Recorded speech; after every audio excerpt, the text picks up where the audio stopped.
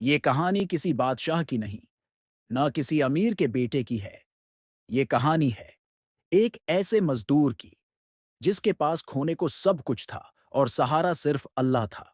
जब भूख ने दरवाजा खटखटाया, जब मां बस्तर से उठी नहीं जा सकती थी और जब सच बोलने की कीमत जान थी, तब उस नौजवान ने एक ऐसा फैसला किया जिसने उसकी पूरी तकदीर बदल दी।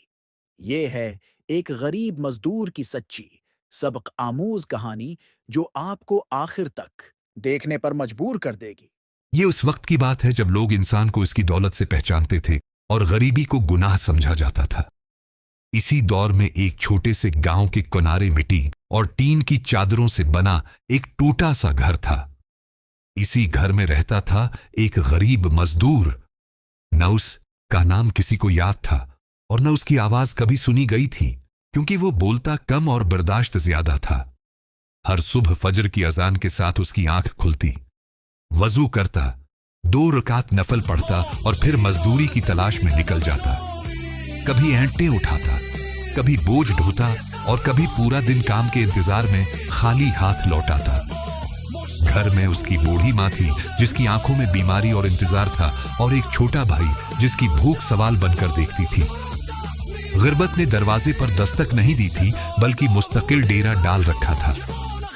एक दिन मां ने कमजोर आवाज में कहा, बेटा, अगर हलाल कम हो भी तो सब्र के साथ कबूल करना। उसने सिर झुकाकर जवाब दिया, उम्मी, अल्लाह ने चाहा तो यही सब्र हमें बुलंदी देगा। वो नहीं जानता था कि यही जुमला उसकी पूरी जिंदगी का इम्तिहान बनने वाला है। अगले दिन गांव में एक बड़ी हवेली की तामीर शुरू हुई। ईंटों की आवाज, हथौड़ों की गूंज और मजदूरों की भीड़, ये सब उस गांव के लिए नया था। वो गरीब मजदूर भी उम्मीद की एक छोटी सी करण लेकर वहां पहुंचा।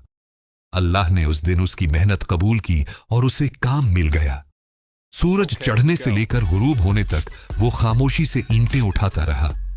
पसीना आंखों में जाता, मगर जबान पर शिकवा नहीं आया। शाम को जब मजदूरी मिली तो उसने पहली बार महसूस किया कि आज घर में चूल्हा जल सकेगा। मगर आजमाइश इसी खुशी के पीछे छिपी बैठी थी। जब बाकी मजदूर जा चुके तो हवेली के मालिक ने उसे अंदर बुलाया। कमरे में दाखिल होते ही उसने दौलत की खुशबू महसूस की और गुरूर की ठंडी हुआ। मालिक ने कहा, कुल जो सामान आया था, हमें यह कहना है कि वो आज पहुंचा है। वो खामोश हो गया। मालिक ने मेज पर हाथ मारते हुए कहा, यह मामूली बात है। बदले में मजदूरी दगनी। उसके दिल में तूफान आ गया। मां की दवा, भाई की भूख और टूटे घर की दीवारें आंखों के सामने घूम गई। एक लम्हे को जमीर डगमगाया। फिर उसे मां की वो नसीहत याद आई, हलाल थोड़ा हो तो बेहतर है हराम के ढेर से। उसने नजरें उठाईं और आहिस्ता मगर मजबूत आवाज में कहा, मैं झूठ नहीं बोल सकता। कमरे में खामोशी छा गई। मालिक की आंखों में गुस्सा था। गरीब आदमी ज्यादा ईमानदारी का मुतहम्मिल नहीं हो सकता। उसने सिर झुकाकर जवाब दिया, मेरा रिज्क अल्लाह के हाथ में है, इंसान के नहीं। वो ये नहीं जानता था कि इस एक जवाब के बाद उसकी जिंदगी एक और कड़े इम्तिहान में दाखिल हो चुकी है, क्योंकि अगला दिन उसके लिए सिर्फ मजदूरी का नहीं बल्कि सब्र का दिन साबित होने वाला था।